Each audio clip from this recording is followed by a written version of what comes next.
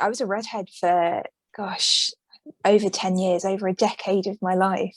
I had this real moment over the first lockdown where I went, oh God, I think I'm being defined by my hair. And, that's not something I want. I think it's, as much as I love being a redhead, and I probably will go back to it at some point, I wanted to challenge myself to try something new, hence the blonde. Yeah, lockdown was a good time to do that. My body is also kind of challenging my hair and slowly letting it go. So I think I will eventually have to learn to adapt as well. So.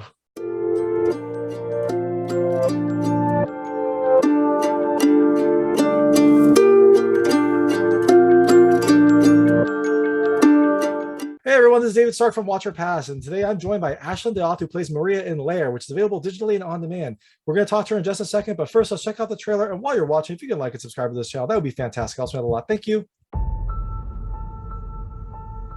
Come on, guys. Nearly there. Hiya, Mr. Caramore. We booked through the website? 5th floor, come on up. Wow, it's like a princess castle. Not too shabby at all. You guys need anything? I am right across the hall. We'll try to keep the noise down. No, you scream your lungs out. We're the only ones in the building. Anything supernatural happens, I'll record it. Did you hear that?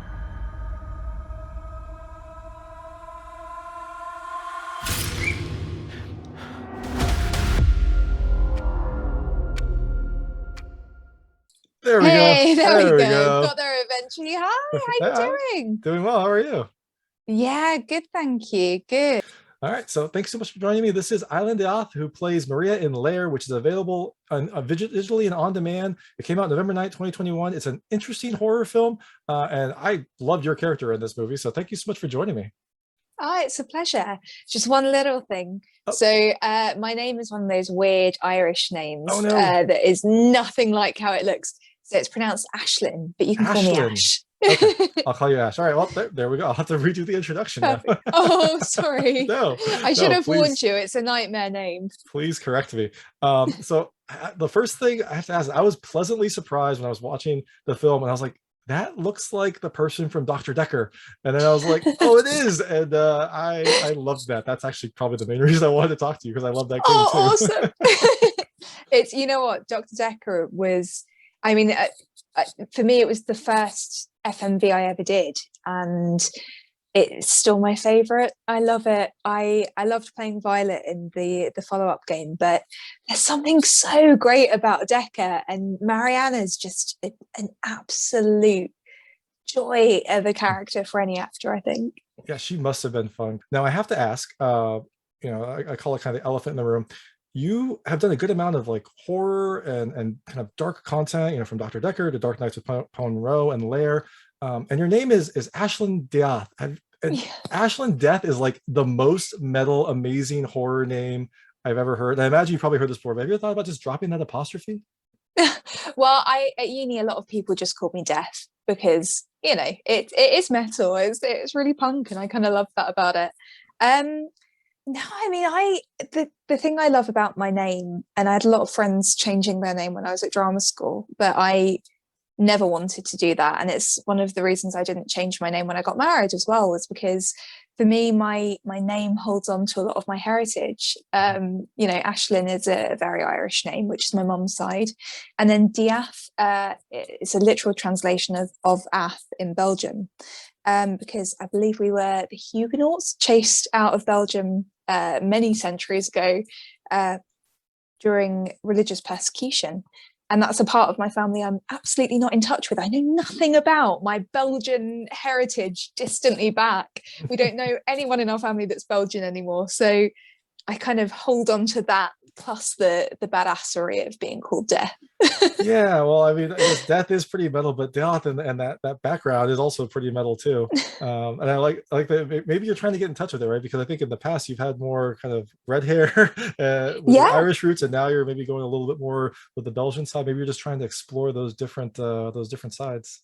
Always. I mean, being a redhead, I was a redhead for, gosh, over 10 years, over a decade of my life. I had this real moment over the first lockdown where I went, oh God, I think I'm being defined by my hair. And, you know, that's not something I want. I think it's, as much as I love being a redhead, and I probably will go back to it at some point, I wanted to challenge myself to try something new, hence the blonde. Yeah, lockdown was a good time to do that. My body is also kind of challenging my hair and slowly letting it go. So I think I will eventually have to learn to adapt as well. So Brilliant. But that wasn't, I mean, lockdown did contribute to that, so I will say. So Lair, how did you get involved in this? I loved the, you know, the strong female leads and kind of the unsettling horror aspects of this. How did you get involved in this? How did this come across your desk? Well, it was a slightly strange journey, really. So we were shooting a fan film called Growing Shadows, which is all about poison ivy. And we had this kind of mood board, Pinterest board thing going on. And on there was a shot from one of Adam Ethan Crow, the director and writer of Lair's films, called The Conversation. And Rob, my husband, who is kind of co-producing the project, got in touch with Adam. He'd never met him before, but he had a couple of friends in common, and said, look, just so you know, we're using a shot from your film as inspiration for our film. Can we meet for coffee? And they got talking, got on like a house on fire. Rob met Shelley, who's the producer of Lair, and they got on like a house on fire, introduced me, and we ended up hanging out, you know, quite a lot in quite a random way. And then I helped out with an early table read, playing very different characters who I absolutely would not be cast as in real life, as is always the way with a table read. And Adam and Shelley had kind of said, look, you know, if we've got some little roles in there, a couple of lines here and there, then you might be good for them. Fantastic. And it got to the auditions, and they invited me in to read for Carly, who is Alana Wallace's character, my girlfriend in the film. And I did the audition, and I came out and I text Rob and said, look, it went really, really well. Like, brilliant audition, such amazing people, but I don't think I'm quite right for the part. I think it's just not quite right for me. But if they offer it to me, I'll take it because I love them and I love the story. And then I met up with Adam for coffee, and he offered me Maria, which wasn't even, you know, this role that I didn't even think was on the table. And it turned out they had a far more famous actor than me up for Maria, and she'd had a scheduling conflict. And they didn't find that out until after my audition. And apparently during my audition, or after my audition, Shelley had turned to Adam and said, God, she'd make an amazing Maria. And they sort of went, yeah, shame we've cast that already. And then fate intervened, and here we are. There you go. And like I say, every time I get a new job, like, there's no asterisk. If you're the second choice, it's still your job. Like, you're oh my God, I am so grateful to be the second choice. I'm not, I always joke that I'm famous in really niche corners of the internet, and I think that's probably the biggest truth. But so for me to even be considered for a project like Lair was an enormous privilege, and I've been honoured to work with such amazing actors and such an incredible filmmaking family as part of that. So yeah, I'm very grateful for the production and for the family that's been created around that. And I don't think it's that bad to be very I mean, I agree. I think you're very famous in very niche corners of the internet. But I don't think that's bad, because like, that is the kind of fan base that is going to go out and like devour a new movie that you're in. So yeah, I think that's probably the best. Yeah, I feel so lucky. Like, honestly, my followers are so kind and so generous of spirit, and I get these messages from people that have seen the game or seen films that I've done, like or followed the poison ivy journey, and I am always so taken aback by just the enormous emotional generosity people have. Like, to take time out of your day to tell someone you enjoyed their performance is, I think, quite a brave thing to do if you don't know the person, but also just a really lovely, kind of quite selfless thing. It's just, I think it's so sweet. And I have a lot of time and a lot of respect for the people that follow me. It's wonderful. well, that's also great to hear, because I think a lot of times, maybe people aren't like maybe people don't do that because they're like, oh well, they're too busy, like I don't want to bug them, I don't want to seem, you know, like a crazy person, which you still can, but I do love that you're, you know, it does hit home and it is kind of appreciated. That's great to hear. And I know what I like to think is maybe you were probably too responsible to be Shelley, like you were too put together and kind of grown up, and so they're like, no, you should be Maria, you know, you're not going to be the younger crazy one, you're going to be the one that's like in control of everything. So one of the reasons I loved it so much because I really enjoyed auditioning to play Carly, because she's really kind of pushed to her limits throughout the film, and she's got some fantastic lines, and I think Elena played her brilliantly. I couldn't imagine anyone else playing that part now. But the reason I love playing Maria so much is that she's, in a lot of ways, she's quite unlikable, and I think that's a really human thing, and I really like playing human characters. I think it's something that I'm really drawn to. I like imperfect people because we are imperfect. Whenever I see someone on screen who's just like absolutely perfect all the time, I just don't believe it. So to come across this character she's really painfully insecure, to the point that she's driving away this woman she's really into. She's going on a holiday with a woman she's only been with for like 3 weeks when she's got 2 kids.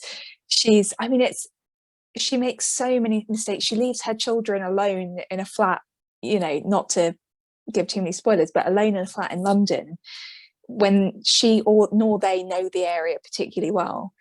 She is someone who is trying really hard and just messing up on a constant basis. And I think that journey was really exciting to me. And I remember I had this moment when I got cast where I did the classic actress thing and thought, oh God, I've got to like go and get facials and like go on a crazy diet. And I thought, no, screw that. I mean, Maria she's just gone through a divorce. She's so stressed. She feels crap about herself anyway. I let my roots grow out because I wanted her to have that kind of, she's still kind of trying to G herself up into finding the true her and feeling her authentic kind of great self. But also she's had 2 kids. She wouldn't have like this toned stomach, and, you know, so I ate a lot of carbs and really enjoyed that. You're just the sacrifices for your work, right? For your I know craft. it's so hard being me eating all that cake. I mean, I don't know how I did it, honestly. Just one day at a time, it sounds like. Yeah, no, it was fantastic. I was fortunate in that I was working with some really sensational people, and the 2 girls that play my kids are just such sweethearts. It's ridiculous. I was going to ask another question, but I want to go to those kids. Like they were great. I loved having them. Is it difficult though to make like a horror film, especially a horror film like this one, where it is, you know, there are some fairly violent scenes. It kind of has a build up, so it's not, you know, right on. But is it tough to make a film with that kind of subject matter with like a young kid? Like how did they balance that? How did you balance like kind of being her mom on set and then maybe kind of like being a surrogate mom during casting? Like how did all that balance out? Well, I mean, the production team handled Lara very, very well. I mean, she's a kid that's got her head so screwed on. She's amazing. She's comes from this brilliant, strong family who have raised her beautifully. But the production team were really careful to make sure she was never on set with the gory, scary stuff. They wouldn't let her be near the demon, so she never actually saw the spooky stuff on set. In fact, she's still not seen the film. She's only seen clips here and there. So we really made an effort to protect her, because I think that's our responsibility as people working in film, is you have to look up after vulnerable people.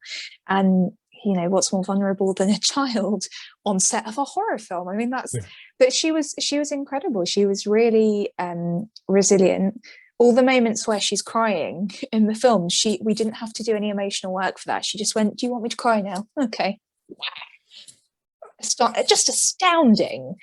But I think I'm quite a maternal person anyway. I love kids. I work with young people a lot.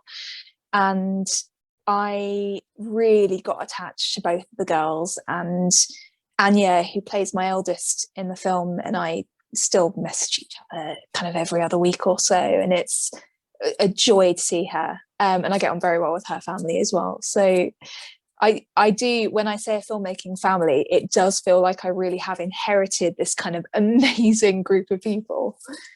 Yeah, no, and especially for like a small film like this where you have such a tight cast, it does feel like you will then become a family. And I've heard that from a lot of indie film casts where it's just like, yeah, we all just kind of had to pitch in, and those scenes are real, right? Like you just kind of become this family, and afterwards I'm texting with them after, and we're like talking about our lives and whatnot. So that's awesome. Oh, yeah. That's great to hear. I mean, I text the other cast members constantly.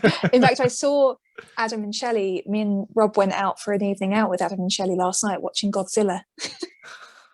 Wait, which is amazing. Like the classic Godzilla, like which Godzilla? The original. Ooh, that's awesome. Yeah, I mean, it's incredible. There are moments that haven't aged particularly well, but when you think of when it was made and the fact that it was really kind of the first big monster movie, it was incredible. Was it like in a theater, or was it like a drive-in? Like, I guess I don't know what the cinematic climate is like out there. It was a private screening at the BFI, the British Film Institute. Yeah, so it was very, very small audience, masks on, very carefully done. It was wonderful to be in a cinema. Very cool. And going back to talking about your youngest daughter in the film, crying on command, like, I don't know, maybe I should get my kids in acting because they seem to be able to cry on command as well. Just like maybe I should start getting them involved. Honestly, do. I mean, kids are amazing because kids can convince themselves of almost anything. I heard once someone describe very small children as tiny psychopaths, and I kind of understand that. Yeah. Because they can, and it's, the job of an actor is to convince yourself that something is happening in whatever reality you've got going on in your head. And I think that leap is a lot shorter for children because they're so used to playing and make-believe and dreaming. And I think it's a skill that it often takes grown actors a lot longer to get to. But yeah, get them involved, get them into some acting groups, do it. Yeah, well, we'll see. We'll see if I can convince my better half. Do it. What's the dad version of a mummager? Would that be like a dadager? Yeah, probably. I don't know. There must be an angry word for that, but yeah, probably a dadager. Trying to relive past glory or trying to live through your kids, I guess. And you mentioned your co-star Alana Wallace. I think Alana Wallace. Yeah. We'll go with that. It sounds like you hadn't worked with her until this film, but you had such great chemistry. Like, did you have any chance to establish that, or was it pretty much just because it's an indie film, like you had to kind of hit the ground running and you just kind of did your job and established it on the set? So we had a really interesting journey. So we met at the table read, and she was astonishingly, Al was reading Lara's part, Lily, the tiny child, and she really threw herself into it. She was amazing. And then we met again at the audition, and had this really intense, quite deep conversation just before we went into the audition. And that's not very normal. You don't normally get that just for an audition. And then we had they wanted some photos of us kind of larking around, and as if it was kind of us on dates, so that Al could be flipping through them on her phone when when Maria's in the bath, just when I'm about to call her in. And so we had kind of a day mucking about at my old flat, taking pictures, and we really bonded that day. That was amazing. But she is so easy to work with and to get to know, and I think something I really, really love about her as an actor and as a peer is that she will absolutely bear her vulnerabilities and her true self. So, which I think is quite difficult to find sometimes when you're on a set and you're kind of having to go really quickly. She was always on set completely authentic and completely herself, and that made my job so much easier. But she's also just a really lovely person and wonderful to hang out with. And I think we'd probably both say each of us is not the other person that we would generally kind of like meet in a room. If we were on like a friendship dating profile or something, and I read dancer, actor, model who loves going to Dubai and all this kind of stuff, I'd probably go, and she loves, dancing and really vibrant and vivacious. I'd go, oh no, sounds exhausting. And I'm sure if she saw nerdy, book obsessed gardener who bakes every other day, she'd probably have the same thought. But we've actually found in each other this amazing friendship, and I'm very grateful to have her in my life. I think that's a friendship that will just last and last now. See, there you go. There's a plug for dating the old-fashioned way, just meeting people randomly, not necessarily matching up, right? Like you kind of need that difference to really kind of grow, I guess. 100%. I just don't envy people who are having to date at the moment. I mean, I was fortunate enough not to really have to do that. I met my husband at an audition, and I think that must be so hard to try and work out compatibility through a couple of sentences and a bad selfie. How do you do that? I don't know, but I do love that you met your husband at an audition, because that is kind of like, a date is kind of the ultimate audition. So it's very poetic that way. It really is. And so I was amazed that the film was introducing Elena. This is her first, like, I guess maybe feature, or is it her first time acting? Like she did a really good job for someone who I presume has never kind of done it at this stage before. No, she has. She's slightly newer generally to the acting thing, but she has done a fair bit before. If you look her up on Instagram or Twitter, you'll be able to see kind of more of her roles. But she's had a kind of good run in the past couple of years of indie feature films and shorts, and I'm sure she'll just continue to go on and do more and more, because she's eminently castable. Excellent. And so going back to the script, one of the things I really loved is that you've got strong LGBTQ female leads, and then I think like the majority of the cast is female. Was that something that appealed to you at the start, or was this just kind of this was your friend's script and it sounded interesting, so that was just something, or was it the fact that it was like essentially a female led horror film that you don't get a ton of those now? No, I mean, it's interesting, isn't it? Because I would say the majority of horror audiences are women in their 30s plus, that kind of age range. But yeah, that was definitely something that drew me to the project. I think, the fact that you have these incredibly multifaceted female characters, not just the family, but people like Alexandra Gilbreath, who is just sensational to watch on screen as this kind of Shakespearean lawyer character. She's fabulous.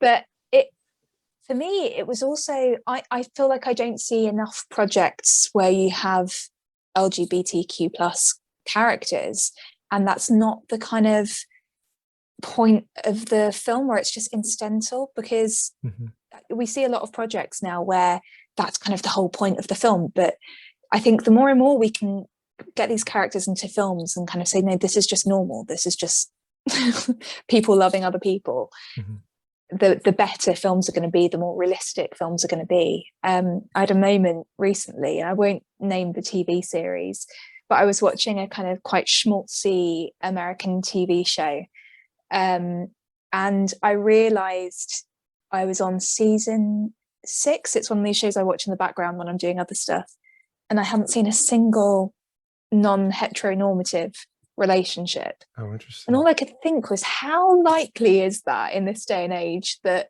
there's not going to be one?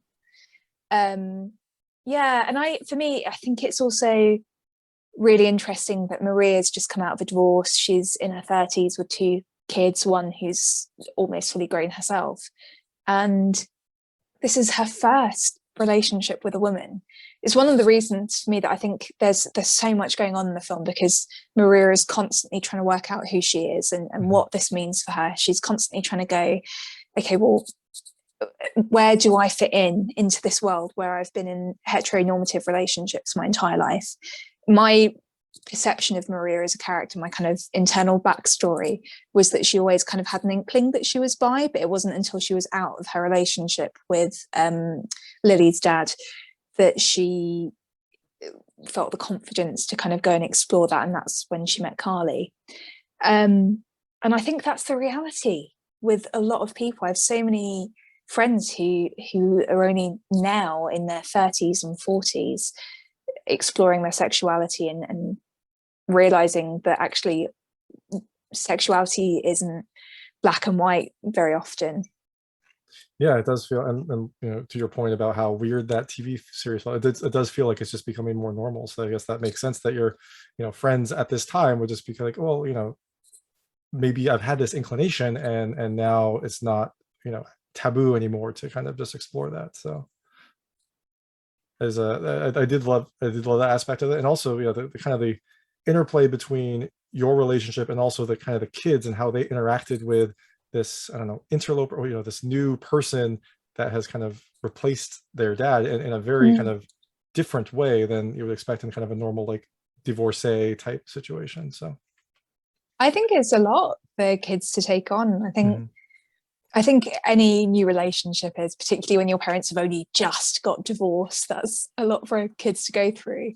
So for them to then see something very new, like there's an element of your parent that you didn't realize. It's like the sudden realization that your parents are human. And I think it's a really, I almost want to see more of that in film, kind of kids suddenly going, oh my God, they're not just mum and dad, they're actually a human being too.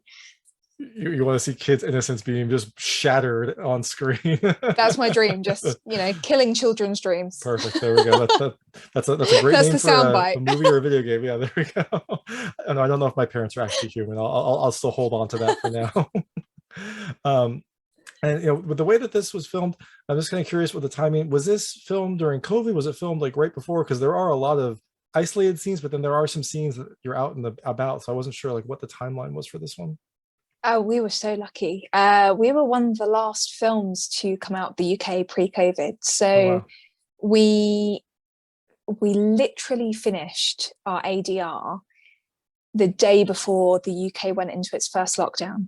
And we all wore masks, we kept our distance, we, only elbow touched. And there were only 2 of us in the studio at any given time. So we were really, really fortunate. I mean, when we finished filming, none of us had heard of COVID. It wasn't a thing. I did, I think there was one pickup scene that we did in the February of that year. And I'd just got back from Thailand, and it was on the plane home from Thailand that we first started hearing about this kind of thing coming out of Wuhan. So we kind of stuck it in there before it all kicked off. That is very lucky. Wow. I mean, we were actually about to fly to Britain for like a holiday, and then COVID happened. So oh my gosh! Yeah, it was like, I think we were supposed to leave like the weekend after lockdown happened. So you would have had a really dull holiday. Okay. Yeah, I guess like in a hotel. Yeah, it would have been very boring. They're like, how can I get home? I don't know if I can get home. Yeah, exactly. Of course, because all the flights were being stopped and things, weren't they? Yeah. Gosh, incredible. Weird time. And it's also weird to think that was like, was it over 2 years ago? I don't even know how long it's been at this point. It's I've lost track. I think it's really interesting now because it's working out what is now just going to be normal going forward and what is still kind of changing and evolving and societally is fascinating to me. And in Britain it really does feel like it's something different every month or so. Well, in America, that's no different as well. It is constantly changing out here too. So I know we have limited time, so I'd like to switch. I call it the lightning round. It's just very lightweight questions about the film. We'll see how your experiences relate to things that happen in the film. You can feel free not to answer. I will not be offended at all, but I try to keep them very answerable. Okay. The first question is, have you ever found a place that was too good to be true, or that seemed too good to be true? A place? Yeah, like a rental or a house or apartment, something like that. Oh, the mansion that we filmed Shape-Shifting Detective in actually was haunted. And it was beautiful. It was gorgeous. And I arrived and went, I can't believe we're filming here and I get to stay here overnight. And then it was big time spooky. Yeah. But that also sounds like the perfect place to film that. So there you go. I guess it was. Yeah, not so great for sleep though. But that's true. But maybe your character becomes more haggard, and that's just they're like, that's really good makeup. Like, no, that's That's all real That's life. just fear. Yeah. Have you ever had a terrible landlord? Yes, awful. In the UK, we have, I don't know if this is a thing in America as well, but we have letting agencies. So often landlords will go through companies that kind of like property managers, I guess. And when I first started living on my own in London with a friend of mine, we had this house with single pane glass and a gap underneath the door that big, and a neighbor downstairs that made noise till 4 a.m. every morning, and it was just horrible and falling apart, and the landlords would do nothing, to the point that once on a phone call when I was complaining about the fact that I had a chest infection because I could see my own breath in the mornings, they said, well, you're not really one of our customers, so the landlord is our customer, you are not, despite paying money. That does sound awful. Well, I'm glad. I assume that that's no longer the situation. Thank goodness. No, nothing quite as bad as Caramore, though. Yeah.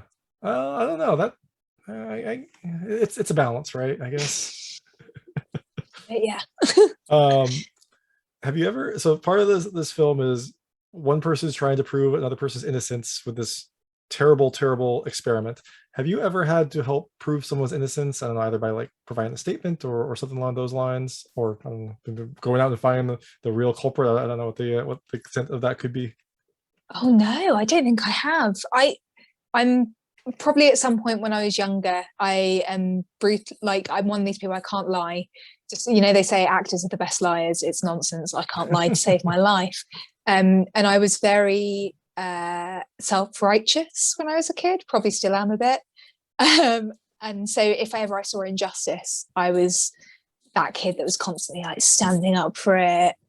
Really annoying. But also very good moral compass, and the youth and the world needs that right now. So I guess they do. Your character in the film relaxed with a bath. Like, how do you relax? Also with a bath. No, actually that's not true. I like a bath. I do love a bath, but I've recently started working on an allotment, and I say working on, I've gained half of an allotment. So digging up patches to use for my potatoes, and reading, and baking. I'm a bit of a kind of old 1940s housefrau. A little bit. Yeah, those are all very wholesome and also very useful for our impending apocalypse. Like, those are all useful skills to have. That is what I'm planning for. Yeah. And one thing I wanted to ask, in the film there is this scene where you're in the bath and you kind of like try to like wipe your face, and one side of your face gets like bubbles on it, and you try like 2 or 3 times wipe it. Was that all kind of improv in the film? No, that was actually that took a lot of kind of prepping, trying to know where the bubbles were with my eyes closed to make sure I got enough bubbles on to look like I couldn't see, so that scene can play out how it plays out. Yeah, that was tricky. That was like the hardest part of the film. I thought that was just like fantastic acting. You're just like, oh, now I've got to try it again, and now I've got to improv the scene. Yeah, just a little bit of both. Super skilled. There you go. Do you have a cherished childhood doll or stuffed animal or something like that? No, and this film made me glad I don't. It's a good observation. Do you have cameras in your house? Yes, I mean, we're actors, we're horribly egotistical. We actually, I can turn you around. So this little section of the office here is all camera equipment, because we shoot all of our self-tapes. My housemate Jose, as well as being an actor himself, who's in The Liberator on Netflix, he's fantastic, and watch it. He's also in Venom 2 and all sorts of things. He's a very talented man. He's also a photographer, so whenever you see photos of me looking particularly glam, they're normally by him. That's a very useful housemate to have. It is. And then my husband also does kind of his own videography stuff. So yeah, we've kind of wound up with a bit of a collection, which is kind of amazing. Were there any of them like on kind of like surveillance style, like in this film? Not in the house, no. I feel like the dangers of that, like you see those videos on YouTube and TikTok and stuff of home security stuff being hacked. It's like when you see baby monitors and you can hear voices. The idea of that horrifies me. That is not an incorrect view to have. I think that is the correct amount of fear to have about having cameras in your home. So I think that's, and especially after this movie, right? This movie Oh yeah, gives you another element as well. such Uh, trauma. and the last question is, what is the strangest and most likely cursed item that you own? The most likely cursed item. Oh, there's a mask my husband bought on a holiday before he met me. That's like this wooden. Where was he? He was in a part of Africa, and he wanted to like bring something really traditional home, like, and he wanted to buy it from someone who made it with their own hands and kind of support local trade. And so he bought this mask, and it's deeply horrifying. Um, but when I was younger, I actually used to collect porcelain dolls. So Oh God. for years and years, I had about 3 shelves of them, and they used to watch me as I slept. And then when I was about 14, I woke up and saw them and realized how deeply scary that was. And since then, I've tried very hard not to keep anything particularly kind of cursed in the house, just that I don't, traumatize myself and my house guests forever. I mean, that's a good principle. It's a good rule to have. I mean, it's a nice bar, right? So, Yeah. That sounds horrible. Like that is like a perfect horror movie scenario right there. That's so grim. I mean, you have kids. Surely there must be times as well where you get toys making noises in the middle of the night, or Yeah, but that just tells me that my kids aren't listening to me and they're up and playing. So it's actually very useful. oh, there you go. Handy. And so the film came out. It sounds like it came out in Britain a bit ago. It came out in America earlier last month. You're promoting it. You're kind of helping to get the word out. But what's next for you? Do you have other films kind of in the hopper that people can look for as well, or other games?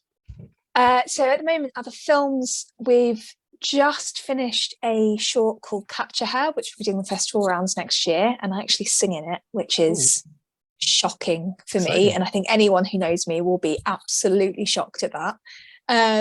But that I'm very excited about that one coming out, because having just seen it, it's brilliant, and the team that worked on that are just so talented. They're all BAFTA crew, so they're just so skilled, it's sickening.